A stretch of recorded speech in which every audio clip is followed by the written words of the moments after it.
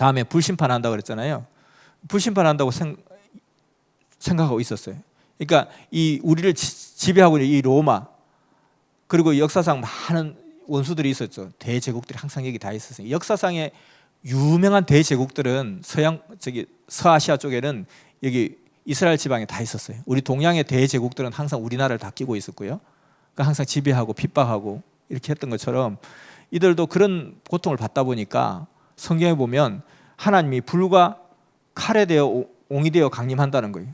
불로 세상을 막 박살내버린다는 거예요. 안 믿는 자들. 그래서 하나님이 또 한쪽에는 이사야에서 보면 한쪽에는 불을 들고 한쪽에는 칼을 들고 온다는 거예요. 그 불로 막 찢이는데 모지게 잘 안 죽는 사람이 있잖아요. 우리가 서부 영화 보더라 총 한 번 맞으면 죽으면 되는데 하고 또 하고 10번 맞아도 계속 안 죽고 막 몸 비트는 사람이 있잖아요. 이게 안 죽어? 그럼 칼로 쳐버리겠다는 거예요. 그래서 하나님이 세상을 박살내버린다, 숫덩이로 만들어버린다, 이렇게 되어 있으니까 그들은 막 소망하고 기다렸던 거예요.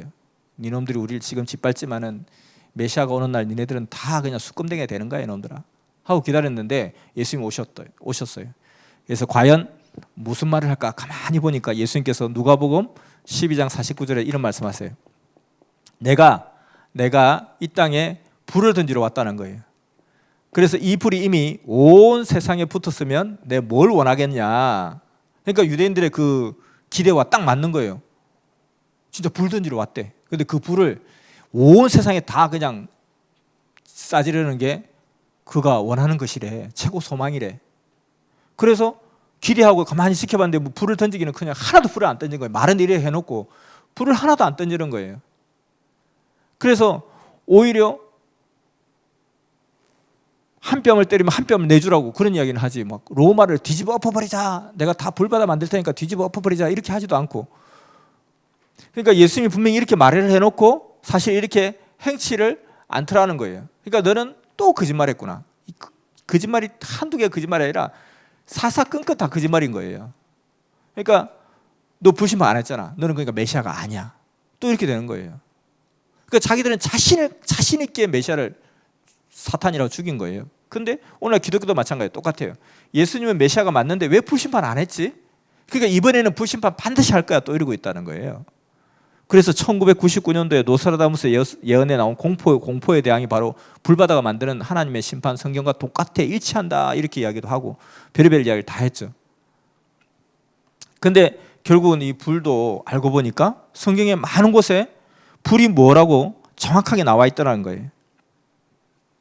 예레미야의 5장 14절에 보면 하나님이 내 입에 있는 나의 말로 불이 되게 하고 이 백성을 나무가 되게 하리라. 그래서 불이 나무를 태우듯이 이 백성들을 내 말씀으로 불태워버리겠다. 이런 말들이 성경에 수도 없이 많이 나오는 거예요. 예레미야 23장에 보면 내 말이 불같지 아니하냐. 불같은 율법의 말씀, 입에서 불이 나와. 그리고 베드로후서 3장 7절에 나와요. 베드로후서 3장 7절에는 분명히 예수님 수제자 베드로가 이야기했잖아요. 이제 하늘과 땅은 동일한 말씀으로 불사르기 위해 간수되었다. 이렇게 나오는 거예요. 하늘과 땅은 동일한 말씀으로 불사른다. 동일한 말씀이 뭐겠어요? 예수님이 하셨던 그 말씀과 똑같은 말씀으로 재림주가 오시면 또 심판한다는 거예요. 불사른다는 거예요. 근데 그게 뭘로 불사르죠?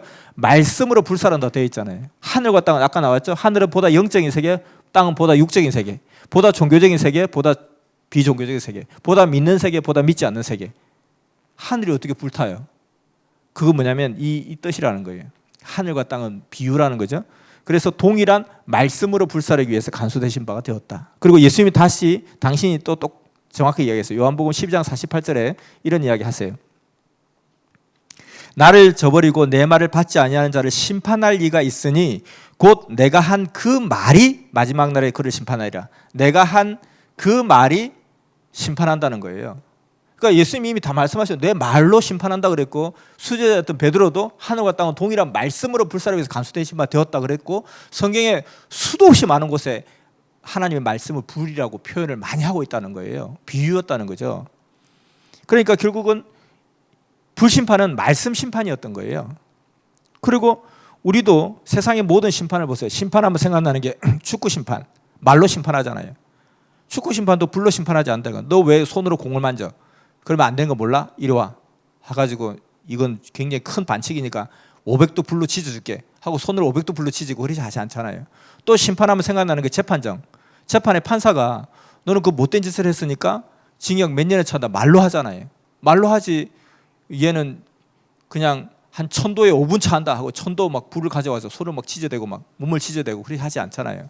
다 말로 심판하는 거예요. 모든 세계가. 그리고 기성의 목사님들도 계속 불 받아라 하면서 막 말씀을 외치는 불 받아라 하면서 불을 안 던져요. 자기가 말로 하면서 불 받아라 하잖아요. 근데 그 말을 들으니까 진짜 막 몸이 뜨거워져요. 불이니까 뜨거워지는 거죠. 근데 말이 불이라는 거예요. 자기도 이미 자기 말로 불 받아라 하면서도 불을 안 던지면서도 불이 말씀인 걸 모르는 거예요. 그래서 불은 말씀이구나. 불 같은 말씀이구나. 왜냐하면은 불은 어떤 것도 다 소각시켜 버린다는 거예요. 그리고 새롭게 창조한다는 거예요. 완전 고철 덩어리가 있어요. 이제 녹이 잔뜩 쓴 고철 덩어리가 있는데 이 고철 덩어리를 나는 내 인생 끝났다, 나는 인생 나 끝났다 하는데 불에 집어 쳐넣으면 깨끗한 새로 다시 철로 다시 재창조가 되는 거죠. 그래서 불은 소각과 창조. 내 인생은 이제 끝났습니다. 나는 이제 인생 끝장입니다. 더 이상 나는 회복될 수 있는 기미가 없습니다 했는데 왜 그래? 불 같은 말씀에 집어 쳐넣으면 완전히 새로운 사람으로 거듭나는 사람으로 다시 재탄생한다는 거예요. 그래서 불의 원리와 말씀의 원리를 똑같이 비유한 거예요. 그래서 불의 특징과 말씀의 특징이 똑같은 것은 여러 가지 이유를 다 댈 수 있죠. 불의 개념에서 이미 들었기 때문에 여기서 넘어가요. 그래서 결국 예수님이 하신 말씀을 다시 번역하면 내가 불을 던지러 세상에 왔는데 이미 온 세상에 불이 붙어서 뭘 원하겠느냐. 내가 말씀을 전하러 세상에 왔는데 이 말씀이 온 세상에 다 전해졌으면 내가 뭘 바라겠느냐 이 뜻이었던 거예요. 그러니까 예수님이 하신 삶을 보면 진짜 불을 던졌는지 이것을 했는지 보면 알잖아요. 예수님은 오직 말씀 전하는 것이 그 삶의 목적이었고 최고로 하고 싶었던 일이었던 거예요. 그러니까 예수님 말씀이 틀린 게 하나도 없고 예수님이 나 다 이루었다. 다 이룬 거죠. 예수님 불심판 하신 거예요. 근데 말씀이라는 불심판을 하셨던 거예요. 그러니까 다시 오실 때도 마찬가지로 이 지구가 종말을 구한다? 절대 지구 종말을 구하지 않아요. 지구 종말을 구하지 않고요. 그리고 하나님은 말씀으로 심판하세요. 심판은 잘한 자에게는 잘했다 칭찬하시고 못한 자는 이리와 너 죽었다고 막 잡아 족치는 게 아니라 다시 잘하게끔 깨우쳐 주시고 권면하시고 그렇게 한다는 거예요. 예수 안 믿다고 막 지옥 보내고 예수 믿었다고 그냥 못된 짓 해도 그냥 천국 보내고 무슨 그런 하나님이 다 있어요. 아니에요. 자, 그래서 결국은 이 지구 땅은 하나님이 45억 년 동안 만든 지구 땅이에요. 그 45억 년 동안 만들어 놓고 고작 이렇게 조금 있다가 그냥 지구 박살내려고 하나님 만든 땅이 아니라는 거예요. 지구는요 앞으로 오래도록 지속돼요. 걱정 안 해도 돼요. 우리가 옛날에는 제가 어릴 때만 해도 이런 이야기가 있었어요. 그때 석유가 30년밖에 매장량이 없다고 그때 그러더라고요. 이 석유 떨어지면 이제 우리 어떻게 살 거냐. 모든 게 석유로 다 되는데 전혀 염려하지 않아도 돼요. 예전에는 우리가 나무로 불을 뗐잖아요. 나무를 불을 떼니까 30년 자란 것도 불 때면 그냥 한 달에 다 떼어버리는 거예요. 이렇게 가다가는 이제 우리가 나무 다 없어지면 어떻게 하지? 근데 그러고 나니까 석탄이 나와요. 이 석탄도 이제 막 그냥 캐도 이제 한계가 있잖아요. 우리나라도 이미 석탄 다 폐광된 데가 많잖아요. 이제 어떻게 하지? 석유가 나와요. 석유 어떻게 하지? 지금 석유 대체할 수 있는 게 너무 많아요, 사실은. 지금도 석유 하나도 안 써도 얼마든지 다 대체할 수 있어요.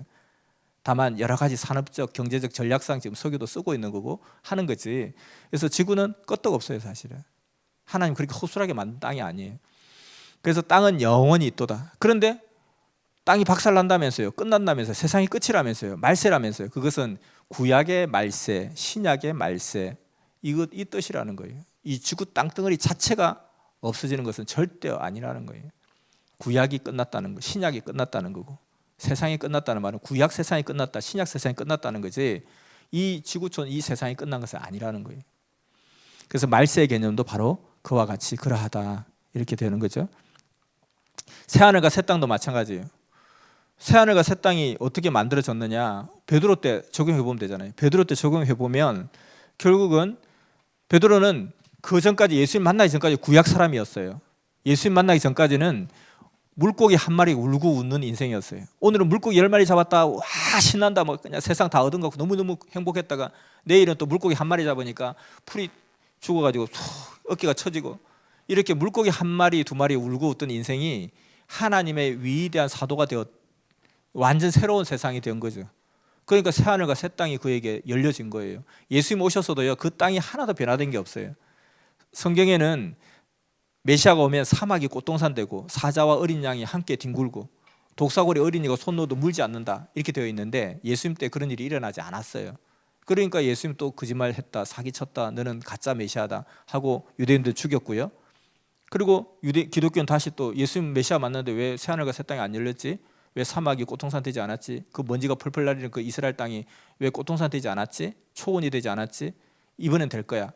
근데 예수님 때 이미 새하늘과 새 땅이 다 이루어졌다는 거예요. 영적으로 새하늘과 새 땅인 거죠. 베드로는 새하늘과 새 땅을 보았잖아요. 어제까지는 정말 평범한 삶이었으나 오늘은 천국 같은 삶을 살게 되었고, 그래서 미스 코리아 당선된 사람들이 아름다운 밤이에요 하는 게 뭐냐면은, 그가 만약에 떨어졌으면 너무 기억하고 싶지 않은 밤이 있겠지만 그가 당선되니까 아름다운 밤인 거예요. 자기에게는 새하늘과 새 땅이 열린 거예요. 마치 감옥 갔다가 나온 사람한테 두부를 먹이니까 나는 이제 새 사람이 됐다 하는데 제가 미쳤나 보다, 새 사람 되게 더 늙어서 나왔구만, 더 헌 사람이 돼서 나왔는데 지가 새 사람 됐대. 그 뭐냐면 내가 새로운 세상을 바라보는 눈이 생겼고 새로운 마음이 열렸기 때문에 새 사람이 된 거예요. 그런 뜻이잖아요. 그런 비유를 우리 생활 속에 다 잘 쓰고 있음에도 유독 성경에 대한 비유는 문자 그대로 믿어버려요. 왜? 자기 욕심 때문에. 근데 성경은 절대적으로 이와 같이 비유를 정확하게 풀어야 된다. 너무 간단한 비유고 쉬운 비유라는 거예요.